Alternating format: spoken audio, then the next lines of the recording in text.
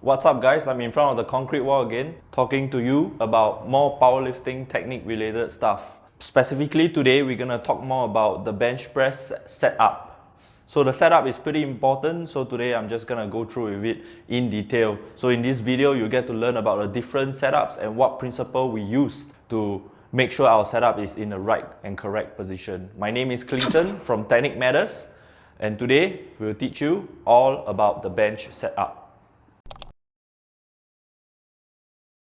The bench press setup is so important because it helps to maintain your retraction and depression, keeping you in a very tight and strong position when you're moving the bar towards your sternum and pushing it up. Okay, so what we are trying to do here is actually to create that tension all around your whole body so as to maintain that tightness and stability when you're moving the bar. So to keep it very simple, we would like to follow specific principles when we are doing the bench press setup. So the principle is as such. How are we gonna set ourselves, move our body and manipulate it in such a way that we can maintain retraction and depression at all times the moment we unrack the bar? So based on this principle, we would like to definitely observe certain actions and behavior. We want to observe 3 behaviors in this bench setup principle. The first one is your neck behavior. The second is your thoracic behavior, and last one is your leg drive. So the way I set up is pretty simple. All I did was I lie down on the bench first. So I retract my shoulder blades together. Then what I do is I bring my legs in a little bit and I drive my hips up. So at this point of time, I want to observe my neck behavior. So what I want to do is to tuck my chin in and bring my shoulders down, creating a very, very long neck kind of behavior. Why we do it is so that we can bring all the load up against our upper back and traps so that our neck is fully extended. When you're in this position, then you can allow yourself to keep your retraction and then pull the bar down. So what I'm going to do next is to create a straight arm pull down behavior so that I can create that lat engagement.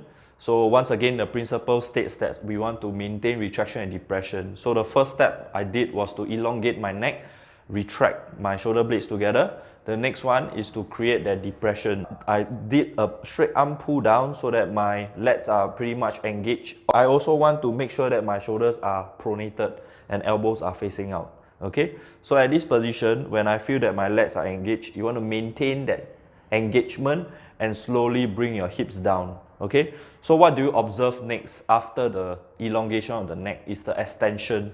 When you are in this position where your chest is elevated, what you want to do is to try and create that diaphragm. So if you are wondering what I'm talking about, we have a video previously where we talked about how to increase the bench arch. Whatever we said in the previous video will be applied on the setup itself as well. So what we are trying to do is to breathe into the lungs and to the chest. That's how we brace for the bench press especially. So what I want to do is to collect a lot of air into the lungs so that I can elevate my chest even higher and make my ribs even more expanded. Okay, so once in that position, once I engage the lats, I breathe into the lungs even more to elevate my chest and create a thoracic extension. When you're there, all you need to do is to get a handler or yourself to extend your elbows out a little bit to create that tricep extension, maintaining that lat engagement, and then use your lats to bring the bar down just above your sternum, the starting position. So that's how we maintain the tension. Okay, so we have mentioned to you 2 observations, and the third observation is obviously the leg drive. So what is the purpose of the leg drive? So pay attention, the leg drive is actually to only maintain that tension and the bridge. The bridge means how much you elevated your chest up and maintaining that thoracic extension. So what you should feel is actually when you exert force using quad drive against the floor, you want to maintain that tension throughout the moment you unrack the bar. Okay, and that tension should stay all throughout in motion of the bench. So what we don't want to see is actually when we unrack, our legs are relaxed, and then when we bring it down, your chest starts to cave, your extension starts to be reduced, and your bridge starts to topple and fall. And when you press, you try to create the leg drive and then you just scoop the weight up. So this is not advisable because it is very hard to maintain your shoulder retracted position. So what you want to do is the moment you unrack, you maintain that quad drive against the floor, and then keep kicking so that you can feel the feedback on your neck and your upper traps against the bench. Okay, so this is the purpose of the leg drive. So pay attention once again. The leg drive is to be maintained tension by using your quad drive against the floor throughout the moment you unrack the bar. Okay, so this is one example of how we unrack the bench. It is a very easy way to set up, and this is what I usually adopt.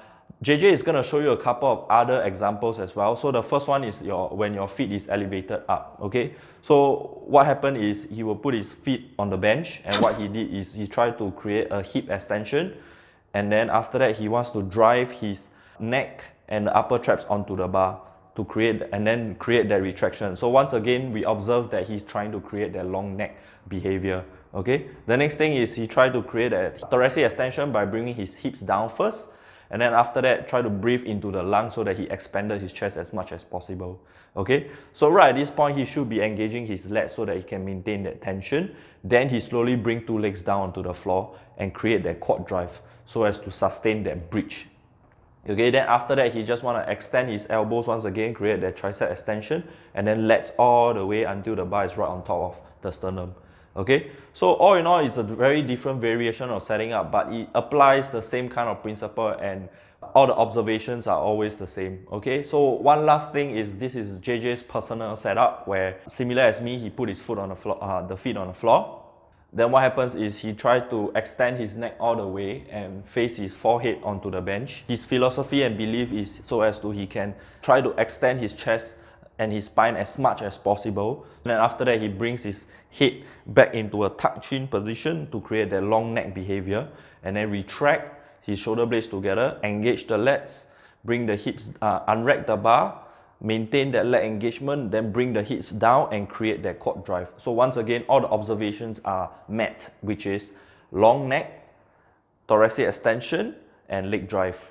So all in all, whatever and whichever variation we have shown to you today, all applies to the same principle, and I feel that it is very important for you guys to do it and try it as well, because based on a lot of experiences and working with my athletes and JJ's athletes and everything, we believe that this is the principle that you need to always think about when you're setting up for your bench press, so as to maintain that stability, and obviously if you're looking for that consistency of maintaining retraction and depression.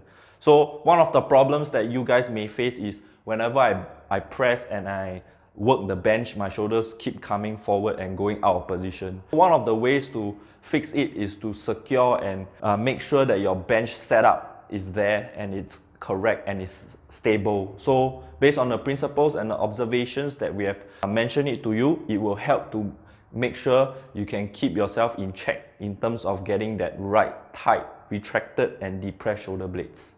Okay, all in all, what I've mentioned to you is very important in terms of the bench. Most of us are doing it. Most professional athletes, powerlifting, experienced elite athletes are doing it. So I believe you guys can do it as well, and I've already kept it as simple as possible based on the principle and what you need to observe.